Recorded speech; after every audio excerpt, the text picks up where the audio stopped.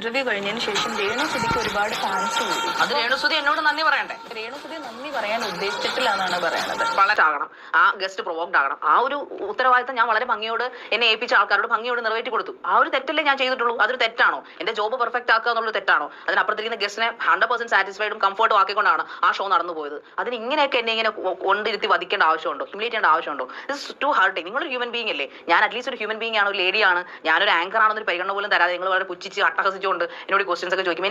എനിക്കിത് ഷോ അല്ലെന്ന് എനിക്കറിയാം. അതുകൊണ്ട് എനിക്ക് വലിയ ബുദ്ധിമുട്ടുണ്ട്. എനിക്ക് തുടർന്ന് പോകാൻ എനിക്ക് മുന്നോട്ട് പോകാൻ പറ്റുന്നില്ല. I am totally. ശാരിക കരയാൻ വേണ്ടി മാത്രം ഇപ്പൊ ഇവിടെ എന്താ സംസാരിച്ചത്? നമസ്കാരം.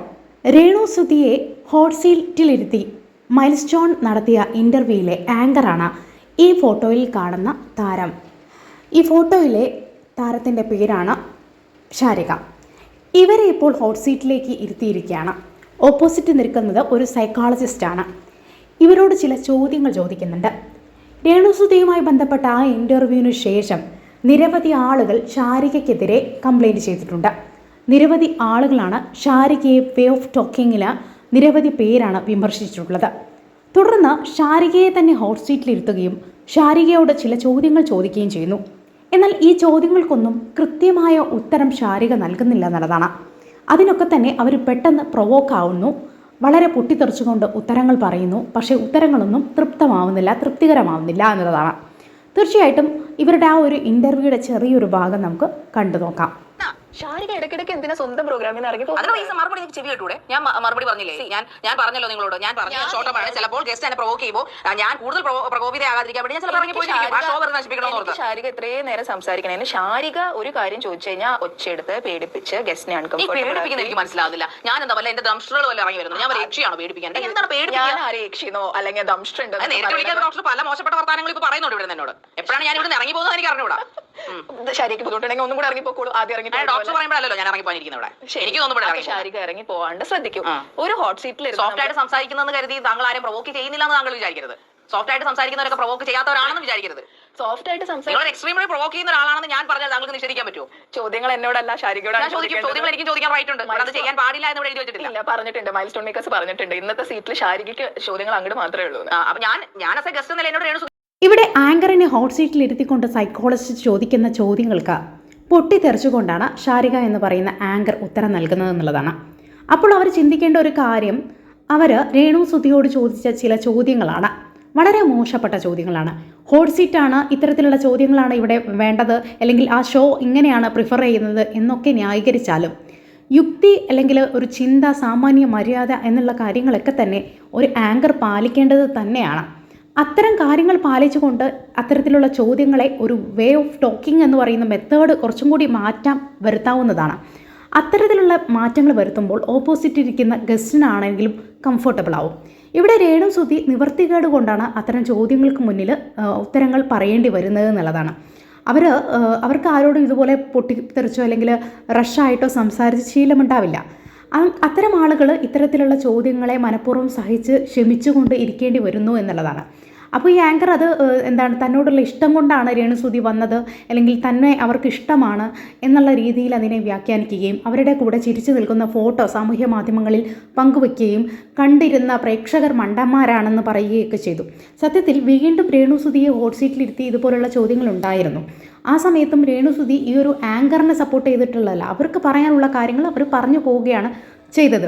ഒരു പക്ഷേ അവരെ വിളിച്ചു വരുത്തുന്നു, ഈ ഇത്തരത്തിലുള്ള ഇൻ്റർവ്യൂവിന് വിളിക്കുമ്പോൾ ഉണ്ടാകുന്ന വരുമാനം അതൊക്കെ ആലോചിച്ചിട്ടായിരിക്കും ആ സ്ത്രീ വന്നിട്ടുണ്ടാവുക. അവരുടെ അവസ്ഥ അങ്ങനെയാണ്. അപ്പോൾ സ്വാഭാവികമായിട്ടും അത്തരം കാര്യങ്ങൾ കൂടി ചിന്തിക്കേണ്ടതിരിക്കുന്നു. ഈ ഡോക്ടറിൻ്റെ ചോദ്യങ്ങൾ പിന്നീടും വരുന്നുണ്ട്. അതുകൂടി നമുക്ക് കേട്ടു. വൈഫ് ആയതുകൊണ്ടാണ് സുധി മരിച്ചു കഴിഞ്ഞപ്പോൾ സുധിക്കൊണ്ടായ വല്ലാത്ത ഒരു ഇഷ്ടവും ആൾക്കാർക്ക് അദ്ദേഹത്തിനുള്ള ഇഷ്ടമൊക്കെ കൊണ്ടാണ് രേണു ഇങ്ങനെയുള്ള കാര്യങ്ങൾ ചെയ്തപ്പോൾ ആൾക്കാർ പ്രകോപിതരായെന്ന് പറയപ്പെടുന്നു. പക്ഷേ രേണു സുധിയെ മാർക്കറ്റ് ചെയ്താണോ ജീവിക്കണേ എന്നുള്ള ചോദ്യത്തിന്റെ അർത്ഥം എനിക്ക് ഇപ്പോഴും മനസ്സിലായിട്ടില്ല. രേണു സുധി ആയതുകൊണ്ടാണല്ലോ, രേണു സുധി ആ പറയപ്പെടുന്ന സുധിയുടെ വൈഫ് ആയതുകൊണ്ടാണല്ലോ രേണു എല്ലായിടത്തും ഈ പറയപ്പെടുന്ന പോലെ റീൽസ് അഭിനയിക്കുന്നത്. മാർക്കറ്റിംഗ് വായ്ത്താളം പഠിച്ചാൽ മാത്രമല്ല മാർക്കറ്റിംഗ്. ആ പേര് ജാഗ്രത എന്നെ രേണു സുധി അറിയപ്പെടുന്നില്ല, ആവശ്യം എനിക്ക് സുധിയുടെ വൈഫായിട്ട് അറിയപ്പെടുന്നില്ല എന്ന് പറഞ്ഞാൽ അവർ മാർക്കറ്റ് ചെയ്യുന്നത്. അവരോട് എന്തിനാണ് നിങ്ങൾ നിങ്ങളുടെ ഭർത്താവിന്റെ പേര് ഇപ്പോഴും വെക്കുന്നതെന്നൊക്കെ ചോദിക്കേണ്ടത്. നിങ്ങളുടെ ഭർത്താവിന്റെ പേര് മാറ്റിയിട്ട് ആ പ്രൊഫൈൽ പിക്ചർ മാറ്റിയിട്ട് നിങ്ങൾ എന്ത് വേണമെങ്കിലും ചെയ്തോളൂ എന്നൊക്കെ പറയുന്നുണ്ട്. വൈ? അവർക്ക് അവരുടെ ഭർത്താവിന്റെ പിക്ചർ വെക്കാനുള്ള അവകാശമില്ലേ? ഇപ്പൊ താങ്കൾ പറഞ്ഞല്ലോ സുധിയെ ഇഷ്ടപ്പെടുന്ന ആൾക്കാർ ഇതൊന്നും എന്റെ ക്വസ്റ്റ്യൻസ് അല്ല. സുധിയെ ഇഷ്ടപ്പെടുന്ന ആൾക്കാർ ഇത് സഹിക്കത്തില്ല. അതായത് ഒരു റേഡിയോ ഷോയിൽ ഒരു തളച്ചി വന്നിരുന്നുകൊണ്ട് പറയുന്നുണ്ട് സുധിയെ ഞങ്ങൾക്ക് ഇഷ്ടമായിരുന്നു, സുധിയുടെ മിമിക്രി ഇഷ്ടമായി, സുധി ഒരുപാട് പേരെ ചിരിപ്പിച്ചിട്ടുള്ളതാണ്. പക്ഷേ രേണു സുധിയുടെ ഇങ്ങനത്തെ ഒരു കോമാളിത്തരങ്ങളെന്ന് അവർ പറയുന്നു. ഫോൺ റീചാർജ് ചെയ്ത് ഞങ്ങൾക്ക് ഇത് ഫോൺ തുറക്കുമ്പോൾ ഞങ്ങൾക്ക് ഇതൊക്കെയാണ് കാണേണ്ടി വരുന്ന അവസ്ഥ. എന്തർത്ഥത്തിലാണ് അവരത് പറഞ്ഞത്? ആ ചോദ്യങ്ങളൊക്കെയാണ് ഞാൻ റിപ്പീറ്റ്. ഇതിലൊന്നും ശാരിയുടെ ക്വസ്റ്റൻസ് ഇല്ല, ശാരിയുടെ പേഴ്സണൽ ക്വസ്റ്റൻസ് ഒന്നുമില്ല. രേണു സുധിയുടെ പേഴ്സണൽ ക്വസ്റ്റൻസ് വേറെ. ശാരിക പേഴ്സണലി രേണു സുധിയോട് ഒന്നും ചോദിച്ചിട്ടുണ്ടാവില്ല, ഓഡിയൻസിനെ റെപ്രസെന്റ് ചെയ്തിട്ടാണ് ചോദിച്ചത്. പക്ഷെ ശാരിക ചോദിച്ച പല ചോദ്യങ്ങളും ഇറ്റ് വാസ് വെരി പ്രൊവോക്കിംഗ്. അതാണ് show, it's A provoking show. നിങ്ങൾ മനസ്സിലാവുന്നില്ലേ പറയുന്നത്? പ്രൊവോക്കിംഗ് ബോധമില്ലാതാണ് ഇരിക്കുന്നത് ഡോക്ടർ. പ്രൊവോക്കിംഗ് ഷോ ആയിട്ടാണെങ്കിലും നോൺ പ്രൊവോക്കിംഗ് ഷോ ആയിട്ടാണെങ്കിലും നോൺ പ്രൊവോക്കിംഗ് ഷോ അല്ല, it's A provoking show. Hot seat is A provoking show. മുഴുവൻ പറയട്ടെ. പറയൂ. The way you are asking those questions, അവിടെയാണ് പ്രശ്നം വരുന്നത്. ആ ക്വസ്റ്റ്യൻസ് തുടക്കം തൊട്ട് അവസാനം വരെ കാണുമ്പോൾ ആൾക്കാർക്ക് അവർ അൺകംഫർട്ടബിൾ ആവുന്നു. അവർക്ക് വേറെ ഒരു എന്താണെങ്കിലും അവർ വന്നു പോയി പുറത്തേക്ക് പോകാൻ അവർക്ക് പറ്റാത്ത രീതിയിലാണ് അവരിയ്ക്കുന്നത് എന്നുള്ള രീതിയിലാണ് ആൾക്കാർ പറയുന്നത്. അതിന് എന്താ ശാരികയുടെ അഭിപ്രായം? എന്താണ്? അല്ല ഡോക്ടർ, എനിക്ക് മനസ്സിലാവുന്നില്ല. ഞാൻ എന്ത് തെറ്റാണ് ഡോക്ടറോട് ചെയ്ത്, ഈ നാട്ടുകാരോട് ചെയ്ത്? ഞാൻ എന്റെ ഷോ ഡിമാൻഡ് ചെയ്യുന്നു, പെർഫെക്റ്റ് ആകണം, ആ ഗസ്റ്റ് പ്രൊവോക്ഡ് ആകണം. ആ ഒരു ഉത്തരവാദിത്തം ഞാൻ വളരെ ഭംഗിയോട് എന്നെ ഏൽപ്പിച്ച ആൾക്കാരോട് ഭംഗിയോട് നിറവേറ്റി കൊടുത്തു. ആ ഒരു തെറ്റല്ലേ ഞാൻ ചെയ്തിട്ടുള്ളൂ? അതൊരു തെറ്റാണോ? എന്റെ ജോബ് പെർഫെക്റ്റ് ആക്കുക എന്നുള്ളത് തെറ്റാണോ? അതിനപ്പുറത്തിരിക്കുന്ന ഗസ്റ്റിനെ 100% സാറ്റിസ്ഫൈഡും കംഫർട്ടും ആക്കിക്കൊണ്ടാണ് ആ ഷോ നടന്നു പോയത്. അതിന് ഇങ്ങനെയൊക്കെ എന്നെ ഇങ്ങനെ കൊണ്ടിരുത്തി വധിക്കേണ്ട ആവശ്യമുണ്ടോ? ഹ്യൂമിലേറ്റ് ചെയ്യേണ്ട ആവശ്യമുണ്ടോ? This is too hard. നിങ്ങളൊരു ഹ്യൂമൻ ബീങ് അല്ലേ? ഞാൻ അറ്റ്ലീസ്റ്റ് ഒരു ഹ്യൂമൻ ബീങ് ആണ്, ഒരു ലേഡിയാണ്, ഞാനൊരു ആങ്കർ ആണെന്നൊരു പരിഗണന പോലും തരാതെ നിങ്ങൾ വളരെ പുച്ഛിച്ച് അട്ടഹസിച്ചുകൊണ്ട് എന്നോട് ക്വസ്റ്റൻസ് ഒക്കെ ചോദിക്കും. എനിക്കിത് ഷോ അല്ലെന്ന് എനിക്കറിയാം. അതുകൊണ്ട് എനിക്ക് വലിയ ബുദ്ധിമുട്ടുണ്ട്. എനിക്ക് തുടർന്ന് പോകാൻ എനിക്ക് മുന്നോട്ട് പോകാൻ പറ്റുന്നില്ല. I am totally. ശാരിക കരയാൻ വേണ്ടി മാത്രം ഇപ്പൊ ഇവിടെ എന്താ സംസാരിച്ചത്? മൈൽ സ്റ്റോൺ മേക്കേഴ്സിൻ്റെ ഈ ഒരു ഇൻ്റർവ്യൂയ്ക്ക് ശേഷം, രേണു സുധിയുമായിട്ടുള്ള ഇൻ്റർവ്യൂയ്ക്ക് ശേഷം പ്രേക്ഷകർ ചോദിച്ച ആഗ്രഹങ്ങളാണ് അല്ലെങ്കിൽ പ്രേക്ഷകരുടെ ചോദ്യങ്ങളാണ് സൈക്കോളജിസ്റ്റ് ആയിട്ടുള്ള ഡോക്ടർ ഇപ്പോൾ ഈ ശാരികയെ മുന്നിൽ നിർത്തി ചോദിക്കുന്നത് എന്നുള്ളതാണ്. പക്ഷേ ആ ചോദ്യങ്ങൾ എന്ന് പറയുന്നത് വളരെ കൂളായിട്ട് വളരെ കംഫർട്ടബിൾ ആയിട്ടുള്ള ചോദ്യങ്ങളായിരുന്നു എന്നുള്ളതാണ്. പക്ഷേ അതിന് പോലും ശാരിക കൃത്യമായിട്ട് ഉത്തരം നൽകുന്നില്ല എന്നുള്ളതാണ്. അപ്പോൾ ശാരിക എന്ന് പറയുന്ന ഒരു ആങ്കർ കൃത്യമായിട്ട് ചിന്തിക്കേണ്ടതാണ്. അവരുടെ ആങ്കറിങ്ങിൽ ചില മാറ്റങ്ങൾ അവർ സ്വബോധത്തോടെ വരുത്തേണ്ടതാണെന്നുള്ളതാണ്. ഇനിയെങ്കിലും മുന്നോട്ട് പോകുമ്പോൾ ആങ്കറിങ് രീതിയിൽ ചെറിയ മാറ്റങ്ങൾ നടത്തണം. ഓപ്പോസിറ്റ് ഇരിക്കുന്ന ആളും മനുഷ്യനാണ്, വ്യക്തിത്വമുള്ളവരാണ്.